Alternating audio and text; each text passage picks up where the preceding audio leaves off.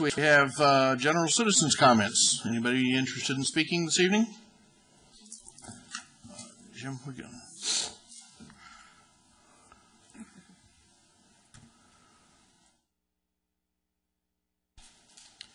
Good evening, gentlemen. I apologize if this speech is going to go a little haphazard because I kind of composed it back here in the back as I observed your conduct this evening.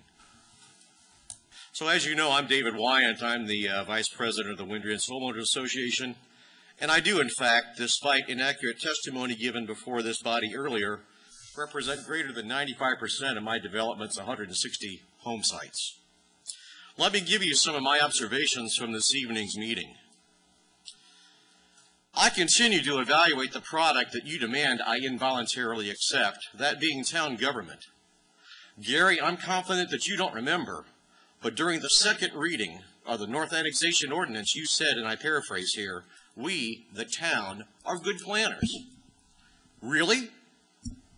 You can't seem to agree on a method to fund the basic delivery of services. Clearly, after tonight's exercise, I would understand why the town pursued involuntary annexation, because after what I observed tonight, I don't know why anyone in my neighborhood would pursue voluntary annexation. From an uninformed taxpayer's perspective,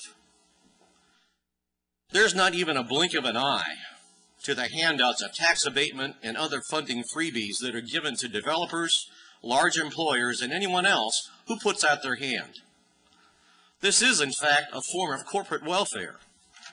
I sit in many of these meetings, council meeting after meeting, and this is commonplace to the point where it's now generally accepted as normal.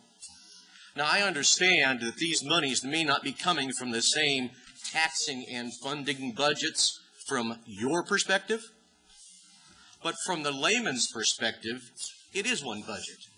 It's their tax dollars.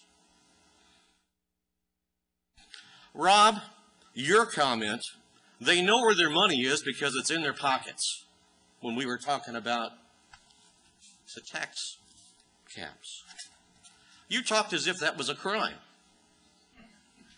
You implied that it was, in fact, the voting public's fault that the town, township, and various government entities are forced to struggle with these budget issues that you now face. You know, in my view, that's a fairly arrogant position. I'm sorry, tell me again who works for who?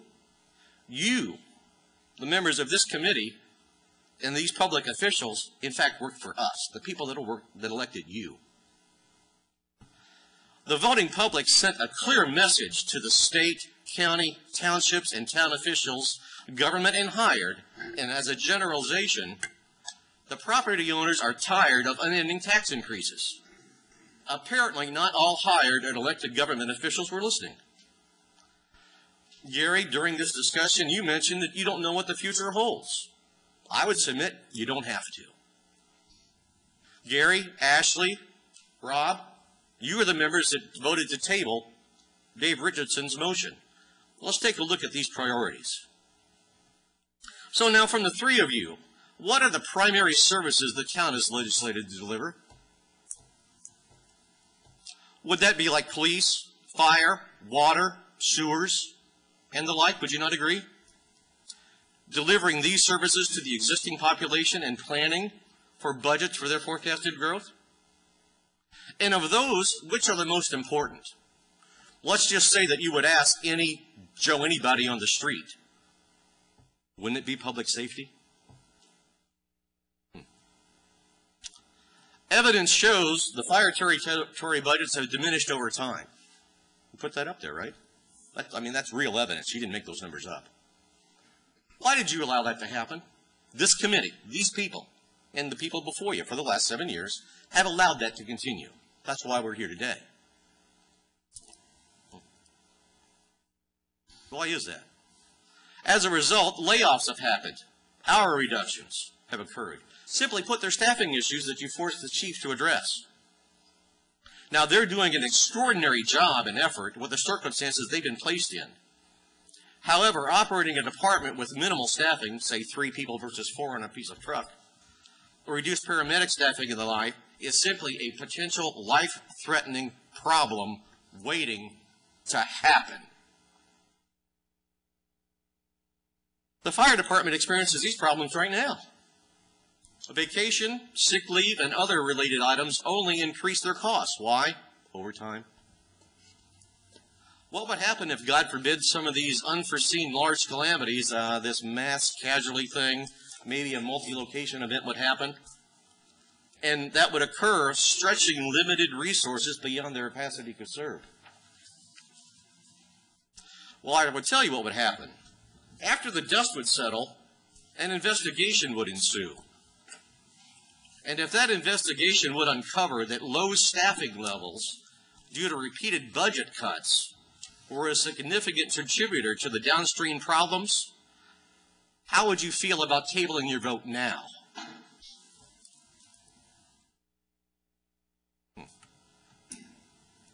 You know, I don't have an answer to this problem because I don't understand the funding solutions. And I also understand that the devil is in the details.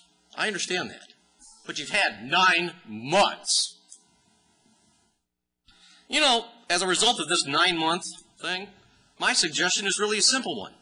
Stop working on anything else with the exception of this problem and all but essential activities within the town manager, the clerk treasurer's office, the fire chief, the town and the township government offices and the like until this issue is resolved. Now, why would I suggest such a draconian action? Well, again, because apparently 9 months isn't enough. Are you distracted?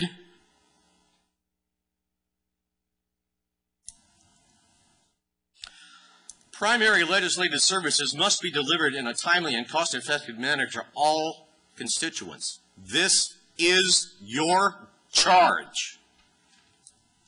Then, and only then, should other priorities and expenditures be considered. And Grant, the fastest 3 minutes in Brownsburg is not the Easter egg hunt. The fastest 3 minutes in Brownsburg is the average, real, life-saving response time of your fire, ambulance, and probably police services as well. Thank you for your time.